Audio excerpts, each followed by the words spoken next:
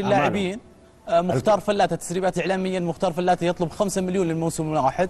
تفاجأت إدارة الاتحاد بهذا. لا ما هي تسريبات إعلامية، هذه أشياء مؤكدة. أنا أديك هي بصراحة. عبد الفتاح عسيري 5 مليون ونص طالب، فهد المولى طالب 4 مليون ونص، ومختار مثل ما قلت 5 مليون طالب 4 مليون ونص، مختار فلاتة طالب 4 مليون ونص أو 4 مليون تقريبا طالب.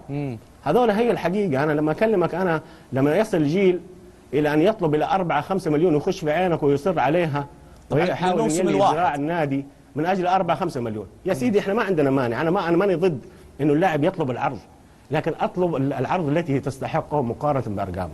إذا كان هؤلاء اللاعبين في هذا السن المعين الصغير اللي هو يبنى عليه مستقبل، أنا ماني ضده. وما زلت أقول وأكرر إنه هؤلاء اللاعبين اللي تحددهم من صغار السن بعيدا عن مختار، لاعبين موهوبين لكن لاعبين لا يتحملون المسؤولية، بدليل أن ثبات مستوياتهم على مدى 3 سنوات منذ انطلقوا إلى اليوم على نفس المستويات، وصلوا إلى حد معين لا يستطيعون أن يؤدوا فيه أعلى من هذا الشيء.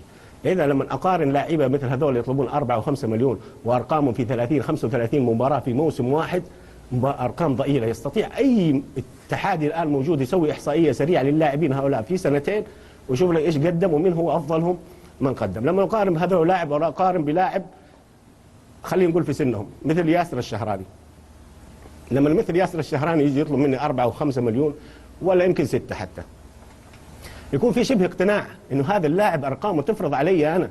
لاعب يستطيع ان يلعب في الاسبوع مباراتين ما شاء الله تبارك الله عليه، يستطيع ان ياتي جد باخلاص وانضباط داخل وخارج الملعب والتزام تكتيكي. لكن لما يجي لعيبه منفلتين لا انضباط لا التزام ويحاولون يعني يفرضون شروطهم، ياتي دون رواتب ولا ما نلعب، ولا ما تسكنونا في فندق لا ما تسكنونا، يومين قبل المعسكر ما نبغى، يوم لين اخر شيء المدرب تعرف اخر مباراه هذا اليوم قال لهم روحوا ناموا ببيوتكم وتعالوا.